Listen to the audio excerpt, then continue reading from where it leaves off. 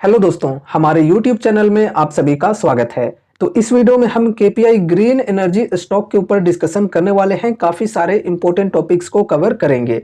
First of all, CMD के द्वारा कुछ गाइडेंस दी गई है फ्यूचर रिवेन्यू ग्रोथ को लेकर, वो डिस्कस करेंगे। एंड उसके बाद हम स्टॉक की वैल्यूएशन एंड टेक्निकल्स के ऊपर भी डिस्कशन करने वाले हैं और ये भी समझने वाले हैं कि लॉन्ग टर्म के लिए ये कंपनी कैसी हो सकती है। तो चलो स्टार्ट करते हैं। देखो दोस्तों, यहां पर कही जा रही है KPI green energy targets up to 60% revenue growth per annum till FY30 on strong order book. तो देखो दोस्तों, ऑर्डर बुक जो इनकी है ये काफी स्ट्रॉन्ग है और इस ऑर्डर बुक के आधार पर कंपनी जो है ये अप टू 60% की रेवेन्यू ग्रोथ एक्सपेक्ट करके चल रही है पर एनम टिल FY30 तक हर साल 60% की रेवेन्यू ग्रोथ की एक्सपेक्टेशंस यहां पर की जा रही है, टारगेट्स रखी जा रही हैं, क्योंकि ऑर्डर बुक इनका जो है ये काफी शानदार है। थोड़ा विस्तार से हम अब समझते हैं इस चीज को।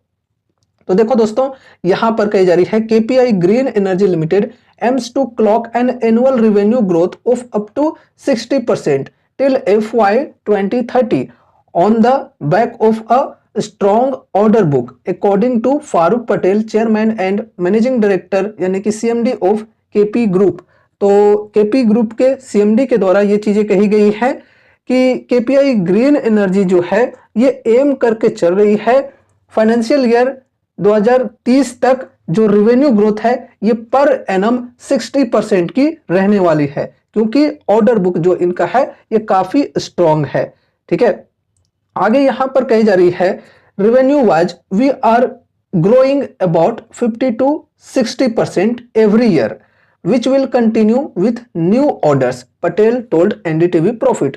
तो देखो दोस्तों, यहां पर सीएमडी के द्वारा ये चीजें कही गई है कि रेवेन्यू के अंदर अगर हम बात करें तो हम लोग एवरी ईयर 50 to 60% से ग्रो कर रहे हैं, जो कि आगे भी कंटिन्यू रहेगी न्यू ऑर्डर्स के माध्यम से, न्यू ऑर्डर्स की वजह से। ठीक है, आगे बढ़ते हैं यहां पे और भी कुछ चीजों को समझते हैं।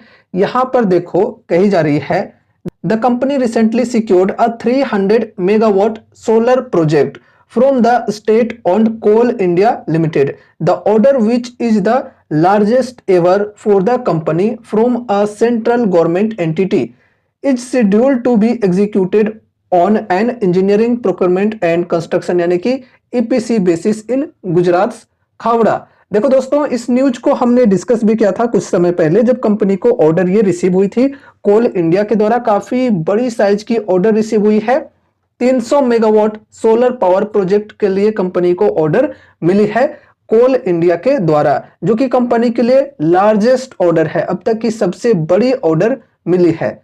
और ये ईपीसी का काम है और ये कहां पर प्लांट सेटअप होने वाली है? गुजरात के खावड़ा में। ठीक है, the contract for the ground mounted solar plant also includes operation and maintenance services for 5 years।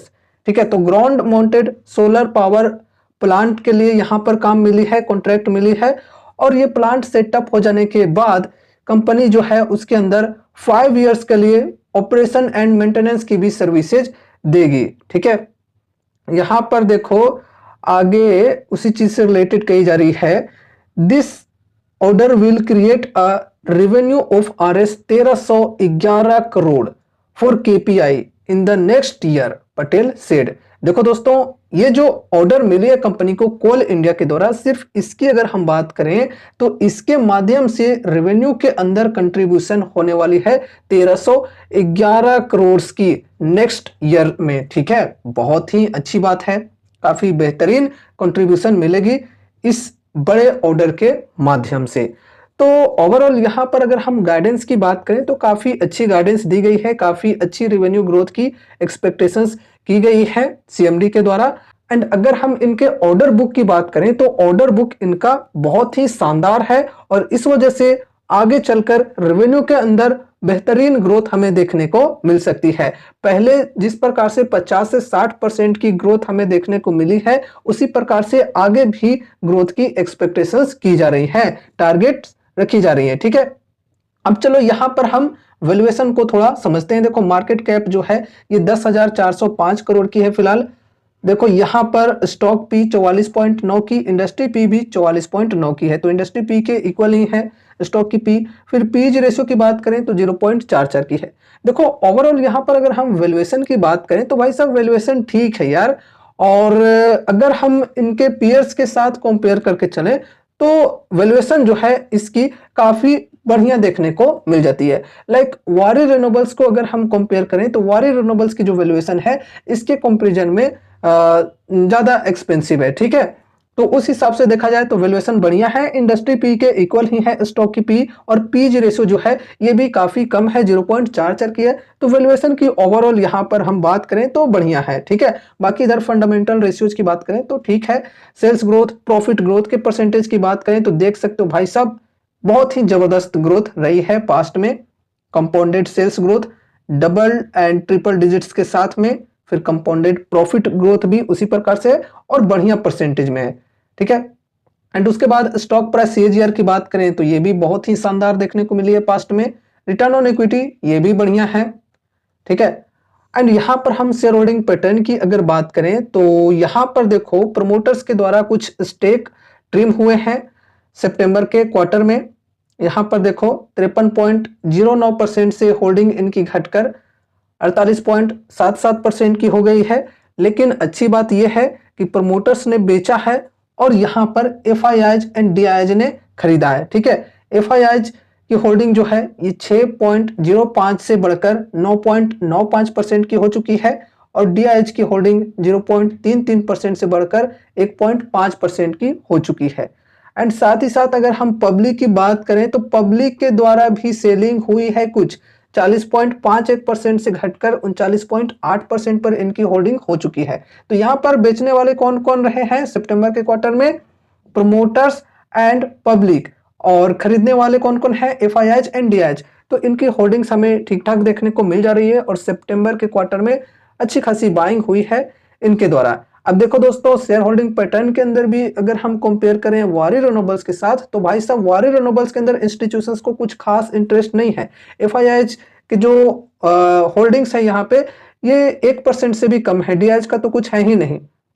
जबकि मार्केट कैप के अकॉर्डिंग अगर हम बात करें तो वारी रिन्यूएबल्स की तुलना में केपीआई ग्रीन एनर्जी की जो मार्केट कैप है ये कम है, ठीक है। छोटी कंपनी है उस अनुसार देखें तो। लेकिन जो एफआईआईज एंड डीआईएच हैं उनकी होल्डिंग्स वहां पर कम ही हमें देखने को मिल रही है, कम क्या कहें बहुत ही कम देखने को मिल रही है, और यहाँ पर काफी अच्छी खासी होल्डिंग्स है। तो इससे आप लोग समझ सकते हो कि मतलब कुछ ना कुछ तो बात है ना यहाँ पे, ठीक है। अब देखो दोस्तों ये जो कंपनी है जैसा कि आप सभी को पता है कि रिन्यूएबल सेक्टर के अंदर काम करती है। तो अगर आप रिन्यूएबल सेक्टर के अंदर हाई रिस्क के साथ चलना चाहते हो तो इस कंपनी के ऊपर स्टडी कर सकते हो और यहाँ पर लॉन्ग टर्म के लिए इन्वेस्टमेंट कर सकते हो। अगर आप कम रिस्क लेकर चलना चाहते हो, लार्ज कैप्स के साथ चलना चाहते हो, तो फिर आप टाटा पावर जैसी कंपनीज के साथ चल सकते हो, उनके ऊपर अपनी स्टडी कर सकते हो। ये जो स्टॉक है ये हाई रिस्क वाले इन्वेस्टर्स के लिए ठीक है। और अगर आपका विजन है मिनिमम 3 इयर्स 4 इयर्स 5 इयर्स तो फिर अच्छी बात है, तो फिर यहाँ पर बढ़िया रिटर्न्स बन सकते हैं। देखो दोस्तों अभी इस स्टॉक के अंदर हमें काफी ज्यादा तेजी देखने को मिल चुकी है पिछले कुछ समय में, और इस वजह से स्टॉक जो है अभी अंडर परफॉर्म कर रहा है। हमेशा ये चीजें नहीं होती है कि कोई स्टॉक जो है ये बढ़ता ही चला जाए। अगर किसी स्टॉक में हमें बहुत ही बेहतरीन तेजी देखने को मिलती है तो कुछ समय के लिए वो जो स्टॉक है वो अंडर परफॉर्म करने लगता है, तो वो चीजें यहां पर हमें देखने को मिल रही है, ठीक है। अभी यहां पर कुछ टेम्पररी रीजंस की वजह से स्टॉक जो है ये अंडर परफॉर्म कर रही है। इसका मतलब ये नहीं कह सकते हैं कि ये जो स्टॉक है ये एकदम बेकार हो गई है।